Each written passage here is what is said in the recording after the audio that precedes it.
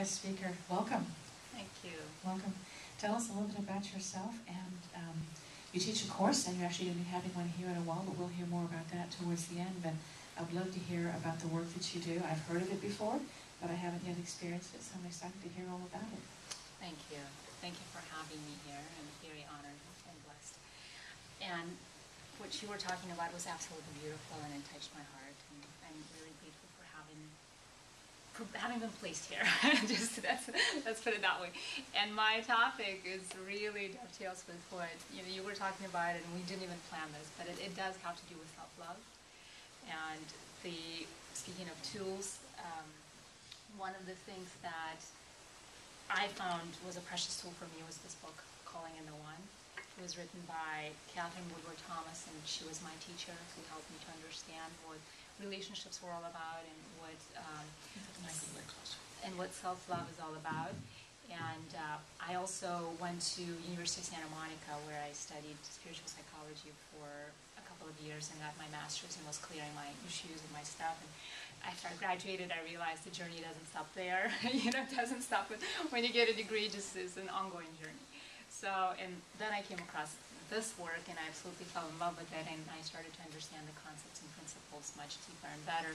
And intimacy is one of the things that I crave for, and it's one of the things I posted on my website. That's what I guess the next phase of my journey in life is all about, is becoming intimate with myself and also with others, because, I want to know what is going on in others, people's realms and all these kinds of things.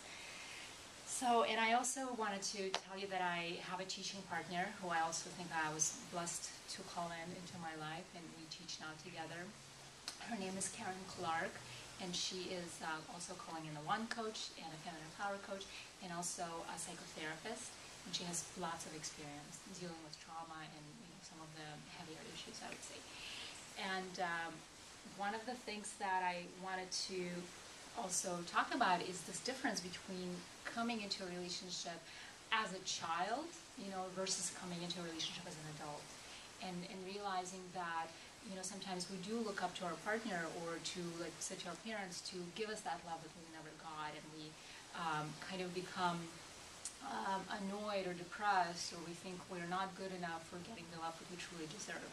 And so what we start to encourage people to do is to check in with themselves. We have several, skills and practices that we share with people. One of them is a power practice, where you kind of just drop into your body and check in with yourself to see what's going on inside.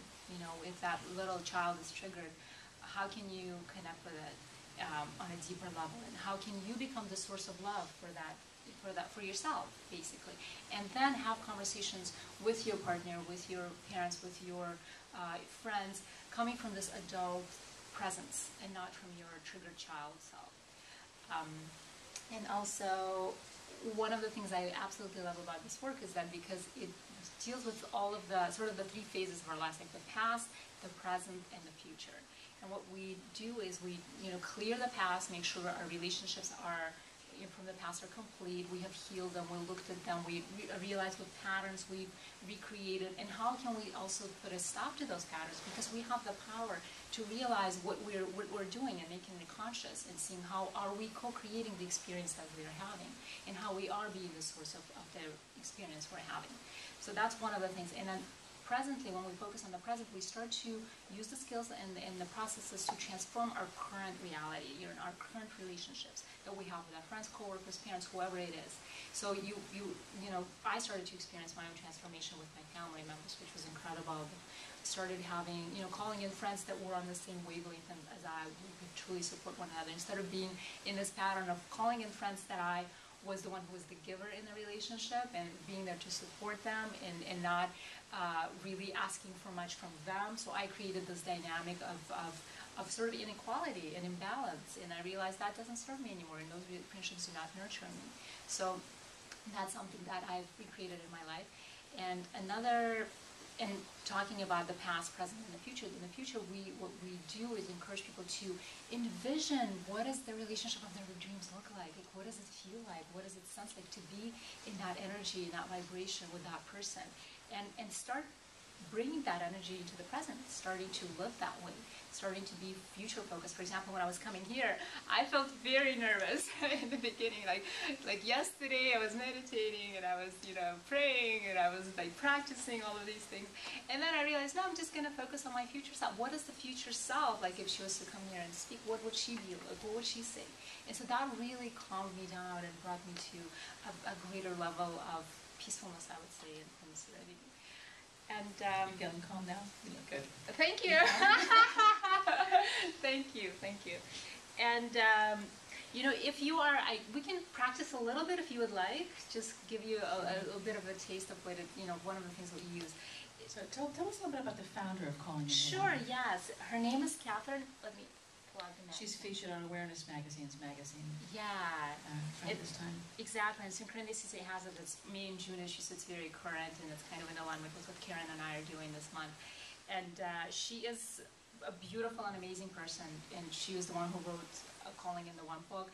And she herself was struggling with romantic relationships, and she just couldn't find the person that she wanted to be with or felt called to be with. And she started to create tools and processes of her own. She started to check in with her guidance. She started to meditate. She started to transform her room, put up pictures of couples, and doing things that would help her to call in her beloved into the life that she was creating. And she did. She eventually found the one for her, and she was happily married for she said about 10, 11 years, and then she realized there was something else that Spirit or God was calling her to do, and it was to divorce from that person that she called in. And she also, in this article, talks about conscious uncoupling, for those of you who are going through the process of separating with a beloved or getting a divorce or realizing that your destinies are no longer aligned and you need to go your own separate ways. She developed a beautiful process to help you go through this process of grief and helping you to go through the process of release, and there's a beautiful ceremony at the end of it as well.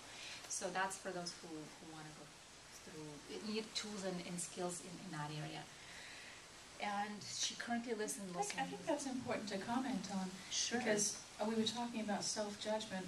So oftentimes when we release a friend or a spouse or a family member or a coworker, we have all this guilt that we did something wrong if the relationship went awry.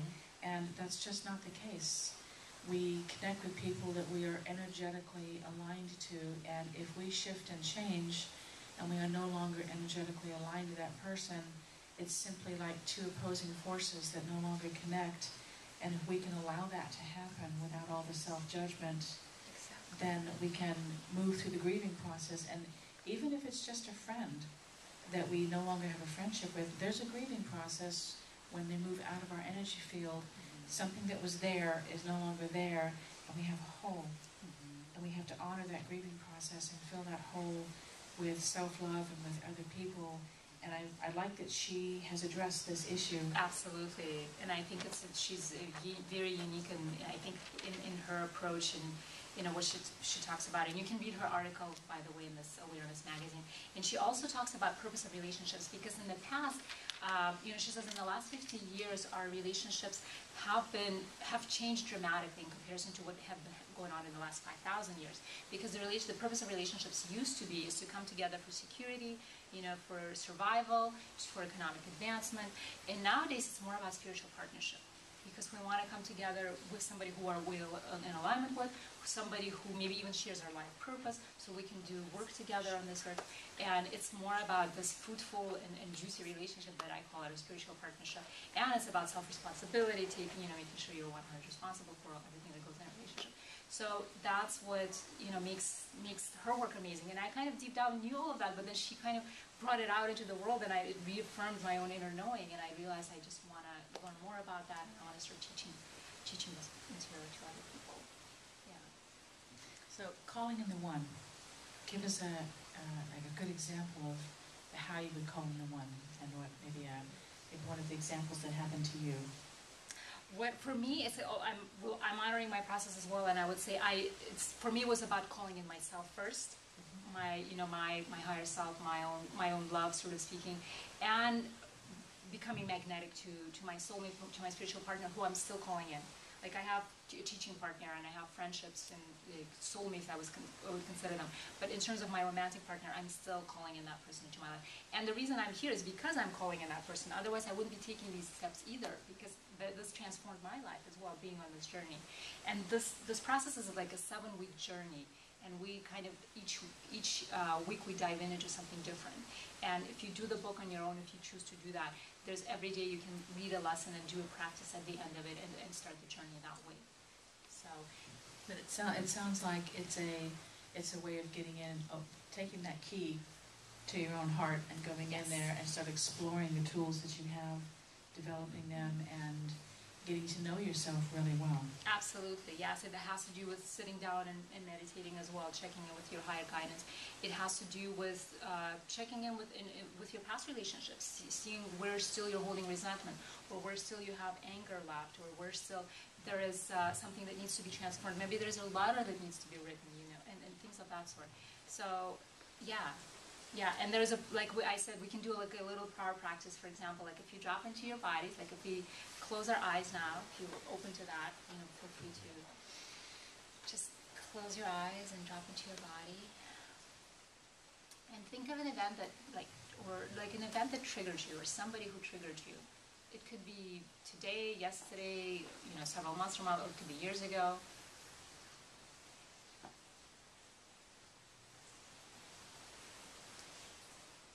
Checking in and feeling that, and sensing where in your body this energy is, this upset.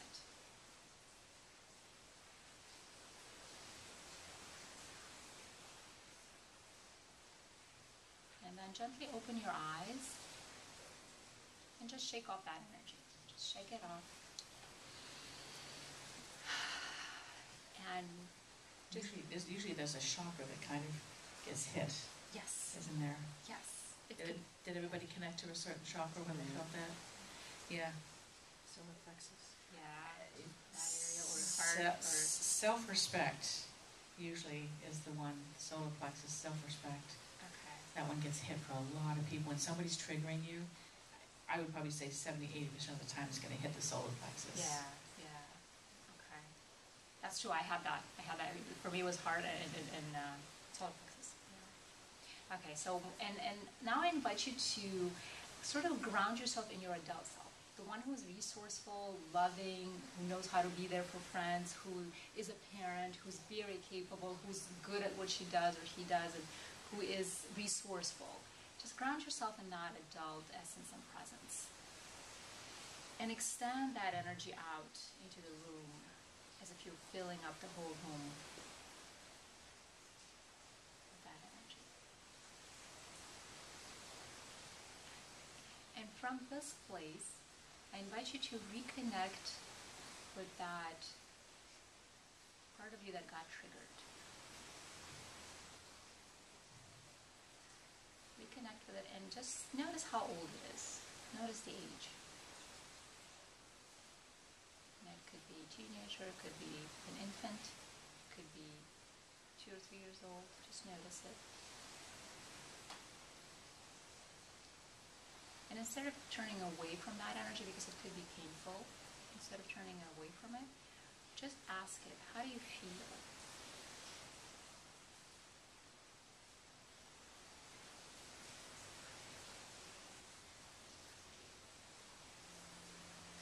And ask it 2 more times, what else do you feel?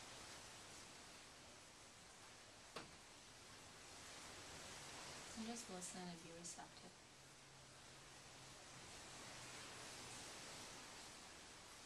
And what else do you feel?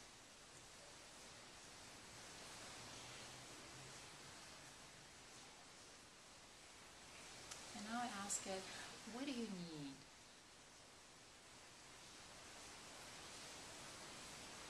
Could be acceptance, could be love, could be I need you to hold me. And one more time, what do you need? What else do you need?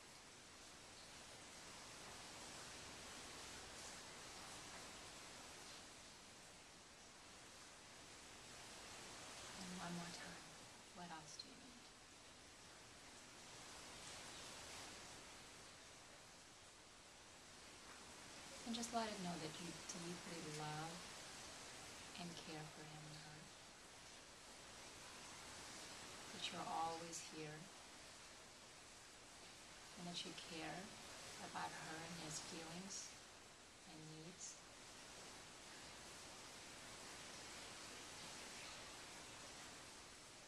And this person is, she and her, or him and her are precious to you. They're important to you.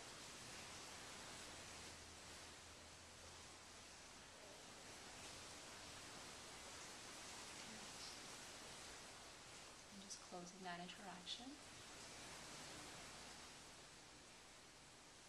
And gently opening your eyes.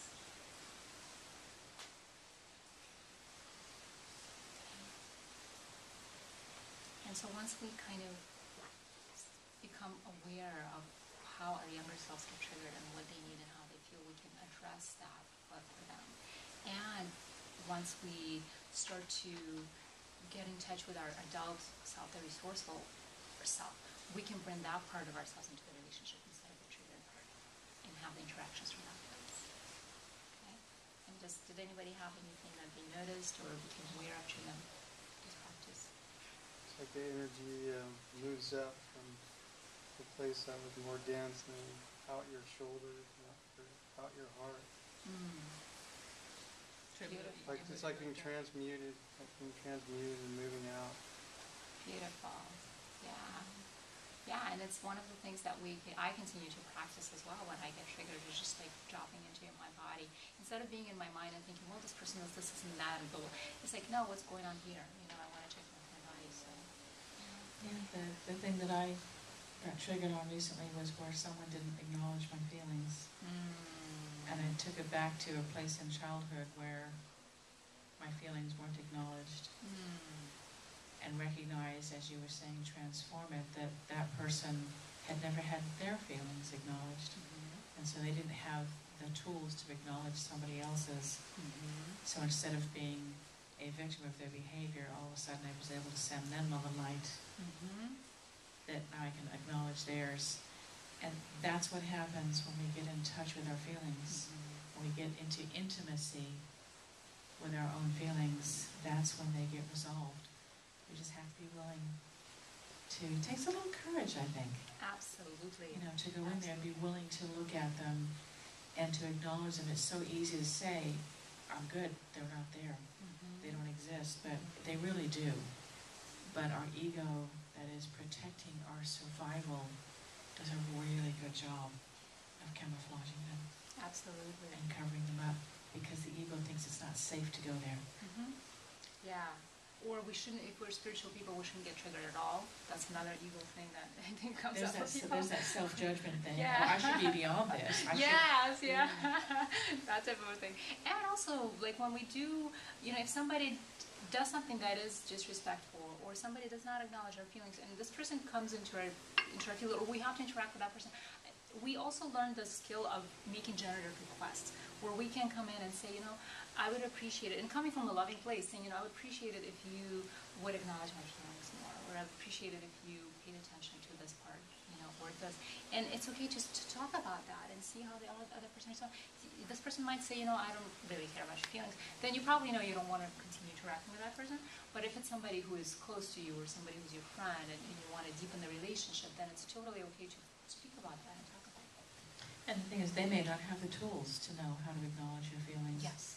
And then all of a sudden it becomes an awareness of their ability rather than simply their dismissal. That's true. That's true.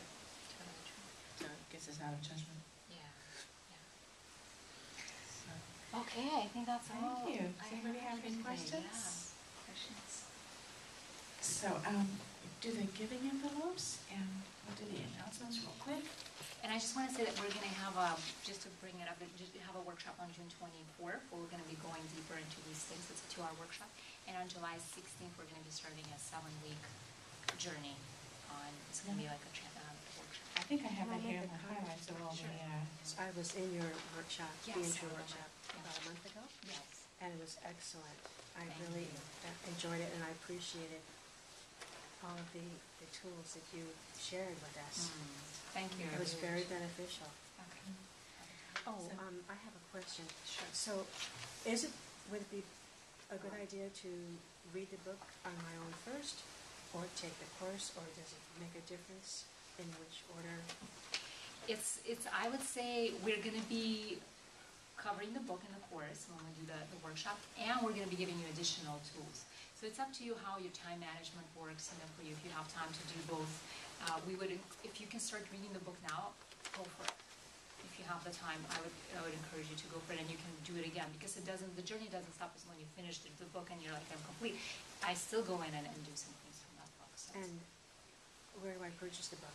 online, Amazon.com. Yes. Yeah, but everything. Everything's on Everybody. Amazon. Yeah. Yeah. So I think I have that in my list of classes here, but just in case I don't, we'll do another pass on that.